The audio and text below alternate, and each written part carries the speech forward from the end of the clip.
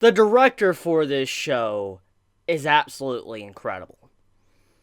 When Okabe realized what was going on, like where time kind of just started to stay still, and you saw the flashes of what happened to Mayuri, the subtle little details throughout that scene of the episode, to when everything is about to go wrong, that was absolutely perfect.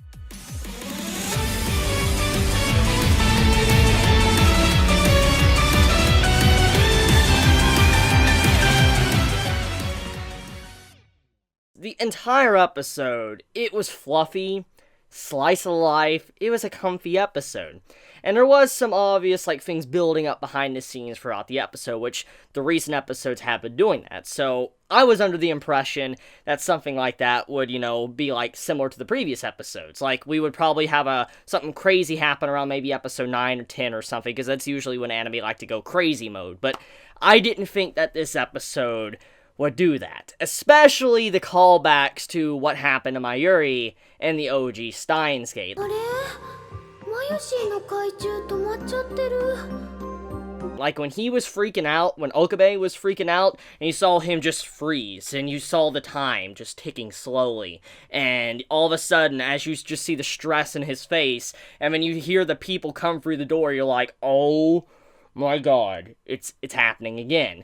And here's the thing, though, that this episode really wants us to know, is the fact that Mr. Braun, FB, the original person that kind of ordered the kill order on Mayuri, he is probably not responsible for what is going on right now. Let me explain. Number one, throughout the episode, we got to see FB, Mr. Braun, and we got to see Moeka as well. And there was obviously some shady things around him going on in this episode. Like, for instance, when, Okabe, he was contacting Moeka, and she was answering back, like, you want me to continue searching and all that, and you just see how she's, in the shadows, in the alleyway and all that, behind the scenes, which is kind of representing what she was doing throughout, the first series, the OG Steins Gate. And then we saw Mr. Braun just walking down the street saying he has something to do, which we know for a fact when he has something to do, most likely it's that, stuff with CERN, what we saw in, the first series of Steins Gate. When you saw the two friends of Mayuri just walking away from, the lab and all that, you saw how Mr. Braun noticed someone was watching them, which that indicates that either A, he was working with them, or B, he wasn't working with them and he noticed them. So let me kind of explain what was going on here. There is no way, with how we have seen Mr. Braun as a character, for instance FB, there is no way he would put his own daughter in a dangerous situation. There's just no way. I don't think he would order something like that with guns blazing and stuff, or people holding guns towards his daughter like that. I just don't think he's that type of person. I mean, he done some pretty despicable stuff in, the first series, but I just don't think he'd do that to his daughter. After everything we've seen from him throughout the series and all that, I just don't think he would personally do something like that. Now, these group of people that did attack at the end of the episode, they could be Rounders. They could be a part of CERN, but I doubt it. I feel like it's a different organization, because, number one, Moeka and FB, even if they're probably still Rounders and all that, and they might work for CERN in some way, I just doubt that they are potentially working with that group that is probably attacking, Okabe's group in this episode. In fact, I believe we might have a twist to what happened in the original series. You remember how in the original series, when we had that stunning revelation where people just started busting in through the door, and they were holding everybody at gunpoint, and when you saw Moeka walk in very slow-paced and all that, and you're like, yo, did she really? And then you saw Mayuri get shot?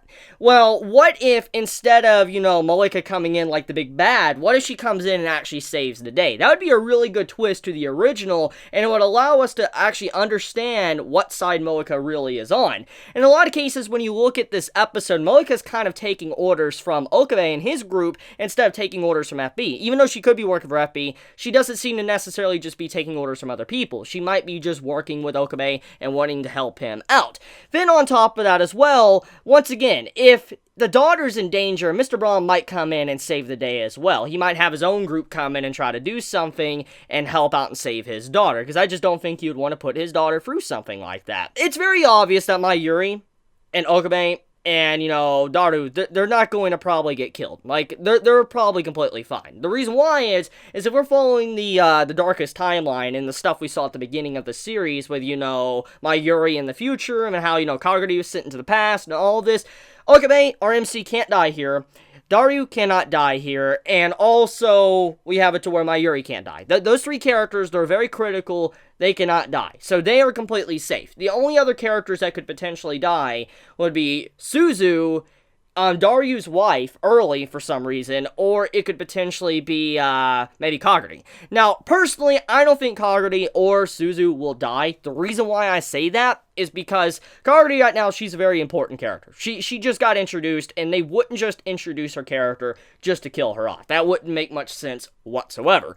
Suzu, I could see her getting killed off, yes, but maybe not right now. The reason why is because there still needs a little bit more with her characterization, more development with her, and kind of how she helps out Okabe in, the series. Until she probably reveals how the time machine works, and she reveals it to her father, I don't think she's going to die. That's just my personal opinion on that entire subject. I do believe that what we have going on here is something that is going to make quite the twist to Steins Gate, because when you think about the original Steins Gate, Okabe had the time leap machine. He was able to go back in the past and try to change things to save Mayuri. That's what he was doing throughout the majority of the series.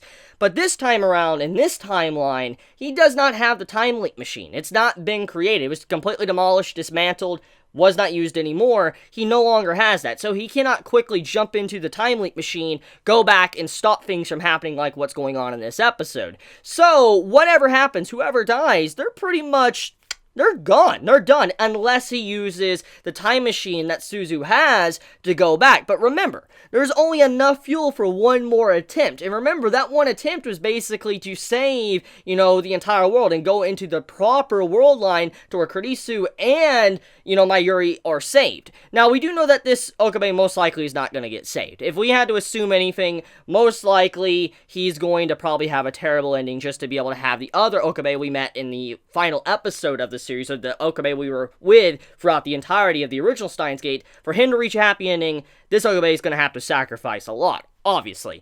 And most likely, he might have to use the time leap machine once. That one little bit, he might go in the past to change something, to correct something, to be able to save someone, and then continue from that point onward. So, there's kind of no going back. Whoever dies, most likely could be potentially gone from the series, and that holds a lot of tension and weight to this episode. I'm really curious on where the writer wants to take this. So, anyways, let's get into the subtle scenes throughout the episode. Number one, let's talk about the little mysterious Reyes, the professor. She shows a very mysterious glance at Kaguri in this episode. When you get to see her, and when she walks up the stairs, she turns around and looks at Kaguri, which implies that she knows who that is. Either A, she recognizes Kaguri because obviously she's one of the people hunting for her, or two, she recognizes Kaguri because she looks very similar to Kurisu, which would make a lot of sense. I mean, Kurisu was always around Maho and all that, was in America for a while, so it makes sense that Kurisu might be, affiliated with Reyes in some way, and maybe that's why she turned around and looked at, Kaguri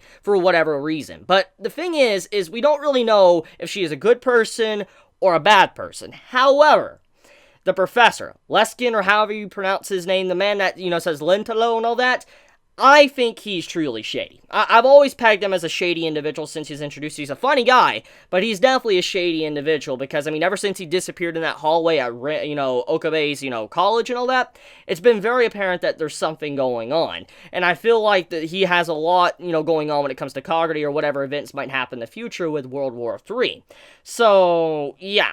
I believe right now with all the little things building up here and there, the mysterious stuff, I believe that, the two foreigners that, have been introduced in the series, Reyes and then Leskin, or whatever you pronounce his name, I believe they most likely are the key to whoever's a part of the group attacking Okabe at the end of the episode. I like the scene where Mayuri says that it would suck if she was to forget everything and all that, like all of her memories about stuff, and not understand, or recognize who loved her at one point in time. It reminds me a lot of kind of how she felt, or how she was feeling throughout, the original Steins Gate, and kind of how she is feeling throughout this Steins Gate series, Steins Gate 0, because she knows that something has happened to Okabe. She knows that he has went through something, but she doesn't truly comprehend it or understand it. She knows it has something to do with Kurisu or someone that she has forgotten, but she knows that something terrible has happened, but she cannot remember. She does not know.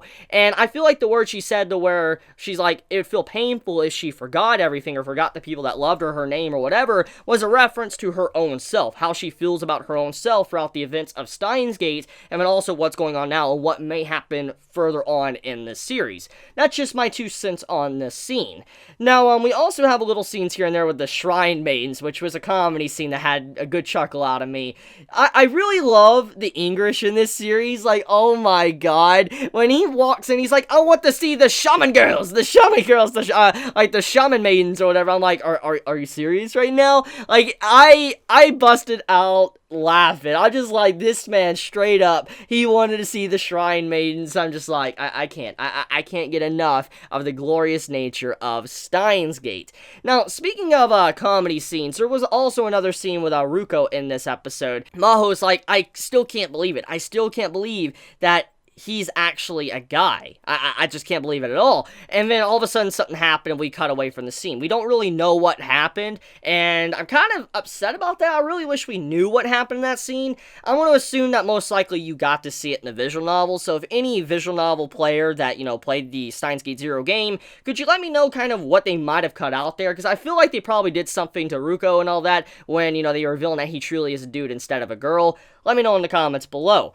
But, anyways, we also have the stuff going on with Kurisu and the scene towards the end before everything went to hell and all that. Kurisu, AI Kurisu, correction, she pops up amongst the group and everybody gets fascinated talking with her, and we have a quick little glimpse from Okabe and all that, and you see it's like this Kurisu standing amongst everybody, and it shows once again his PTSD is getting to him, but also on to that scene alone, he also recognizes that she isn't the same person. He acknowledges that with this episode. He's like, she is similar, but she's a different entity. She is not the same person, and also Kagari isn't the same person as well, and I do like that. I like how he was able to move forward. This does show that he's going through some development as a character to accept the fact that Kurisu is dead, and he's not putting his, hopes and dreams on the fact that AI Kurisu is the same person. He might fall in love with her all over again, but I do believe that, he finally acknowledges the fact that it is not the same person, so he's not running away anymore. We probably haven't seen the last of probably Okabe, thinking AI Kurisu is Kurisu in the first place. But, that's pretty much about it when it comes to this episode. It was a very subtle, intense episode, had a lot of things behind the scenes building up, and it makes you question what's going to happen next. Now, before I end this video, let me know, who do you think is potentially going to die? Do you think Suzu might die? Do you think that Daryu's wife might die? Do you think that Kagari will die? I mean, be honest in the comments below. I'm very curious on how all of you feel about that, and I love you guys. If you enjoy my content, please subscribe. If you like this video, please leave a like. Chibi out.